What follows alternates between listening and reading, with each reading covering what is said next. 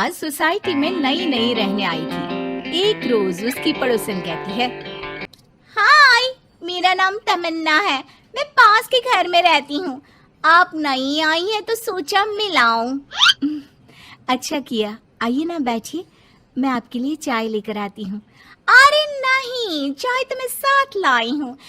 सोचा आपने अभी अपना किचन सेट किया होगा कि भी नहीं। ये तो अच्छा किया, सच बहुत मन था चाय पीने का। ये मेरे हाथ के नमकीन खाइए। मीरा और तमन्ना में दोस्ती हो जाती है, लेकिन धीरे धीरे पता चलता है कि दोनों हैं एक दूसरे से बिल्कुल अलग। एक दिन दोनों पार्क में घूम रही थी कि एक लड़की मीरा को देखकर कहती है, कैसे रंग की साड़ी पहनी है, एक तो इतनी गर्मी, ऊपर से चटक रंग। कितनी गवार दिख रही है ना ये पीली साड़ी वाली। हाँ, और बाल भी कैसे उड़े उड़े हैं। तमन्ना को गुस्सा आ जाता है। हाँ, तो उसके उड़े हैं ना, तुम लोगों को क्यों जलन हो रही है? और रहा सवाल साड़ी के रंग का, तो जरा फैशन सेंस ऑन करो। इस समर ये रंग ऑन फैशन है, समझी? वो दोनों लड़कियां तमन्ना से लड़ने आ जाती हैं कि अरे छोड़ ना, अब जी रहने दीजिए। हाँ सही कह रही हैं, खराबी तो है मेरे बाल और साड़ी, आप प्लीज जाइए यहाँ से। अरे क्यों इतना स्वीट बनती है तू सबसे? हर किसी को जवाब दिया करना। अरे क्या करना है, वो बुरा बोल रहे हैं तो अपना मुंह भी खराब कर ले क्या? ऐसा नहीं होता है, किसी की बुरी बात सुनने का मतलब है कि वो लोग सही बोल रहे थे। अरे किसी के बोलने से क्या होता है, हम क्यों अपना मुंह खराब करें। खैर, मीरा शांति से रहती, बच्चों को देखती खिलाती।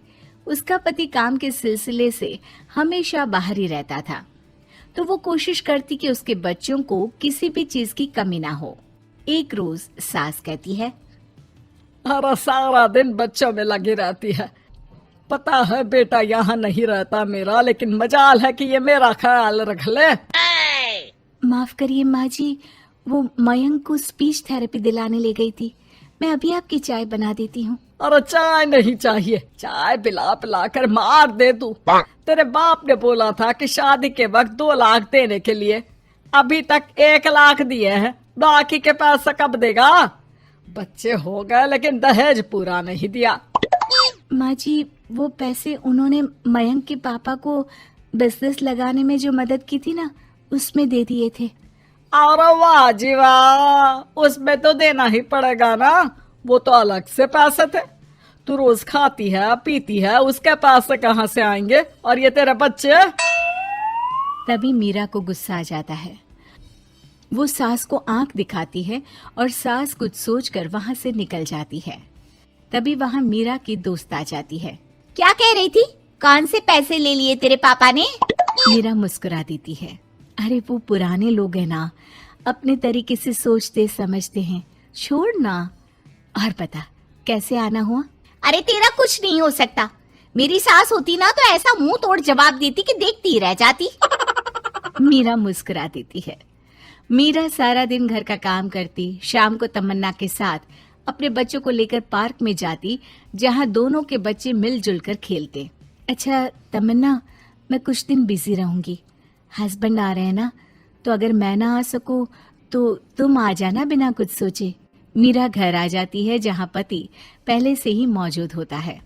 तो मोहतरमा, वक्त मिल गया पति के लिए? अरे आप तो कल आने वाले थे ना? हाँ, लेकिन सरप्राइज देने की सोचा तुमको। कहाँ गए थे बच्चों के साथ? अरे बस पार्क तक गई थी, बच्चों को खिलाने के लिए। वैसे अगर आपने सरप्राइज नहीं दिया होता तो मैं कुछ स्पेशल बनाती आपके लिए। अरे तुम्हारे हाथ की तो सिंपल दाल भी स्पेशल होती है। कुछ भी बना लो मीरा। मीरा का पति उससे बहुत प्यार करता था, वो उसे समझता था, लेकिन कभी कभी उस पर गुस्सा भी हो जाता था। अरे घर पर कोई है?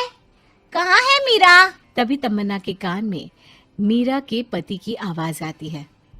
यार बच्चे बच्चे, हमेशा तुम्हारा ध्यान बच्चों पर रहता है। चलो ठीक भी है, लेकिन मेरा भी तो सोचो। तुम्हें कौन सी शर्ट साफ करने को कहा था और तुमने कौन सी कर दी? यार पता नहीं ध्यान कहाँ रहता है तुम्हारा। जरा सी भी स्मार्टनेस नाम की चीज नहीं है, न बोलना आता है न समझना। मुझे आपने सफेद शर्ट साफ करने को कहा था, ये सफेद ही तो है। अरे पागल औरत, मुंह से सफेद निकल गया होगा, ये नीली करनी थी। लेकिन तुम खुद की अकल लगाओ तब ना पता चले कि कौन सी करनी है। तमन्ना बाहर खड़ी सब सुन रही थी। उसने वहां से निकल जाने में ही भलाई समझी, लेकिन अगले रोज पार्क में। देखो, मुझे गलत मत समझना, मैं ये नहीं कह रही हूँ कि तुम अपने पति से लड़ो या उसका मुंह तोड़ दो, लेकिन अपनी बात रखना तो सीखो। जमाना ऐसा नहीं है कि कोई किसी को कुछ भी सुना दे और अगला चुप रहे। चुप रहना ठीक है, लेकिन एक लेवल तक। मैं समझ रही हूँ तमन्ना, लेकिन मेरा नेचर कभी रहा ही नहीं। हाँ, मुझे भी गुस्सा आ जाता है, लगता है गलती कहाँ है, पर समझ में ही नहीं आता कि बोलूं क्या। खैर, बात आई गई हो जाती है। एक दिन मीरा के घर में बैठ तमन्ना और मीरा चाय पी रहे होते हैं कि वहां मीरा का बेटा रोते हुए आता है। मीरा घबरा जाती है। क्या हुआ बेटा?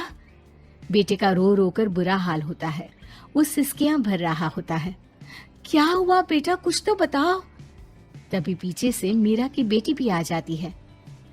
क्या हुआ भाई को बेटा? माँ, नीचे एक अंकल ने उसकी हंसी उड़ाई, उसे तोतला बोला। मीरा को बेटी की बात सुनकर गुस्सा आ जाता है। वो दौड़कर पार्क में बेटी के साथ जाती है। तमन्ना भी मीरा के पीछे जाती है।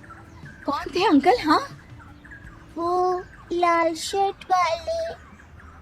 क्या आपने मेरे बेटे को तोतला बोला? हाँ, क्योंकि वो तोतला रहा था। तोतला कहेगा। मीरा गुस्से से लाल हो जाती है और जोर जोर से चिल्लाने लगती है। मजाक समझा है क्या? किसी बच्चे के तोतलेपन को दूर करने के लिए माँ कितनी मेहनत करती है। मैं रोज उसे सबके सामने बोलने के लिए प्रेरित करती हूँ। बड़ी मुश्किल से मेरे बेटे ने बोलना सीखा है, उसे भी चुप करा दिया आपने। क्यों? मुझे माफ कर दीजिए।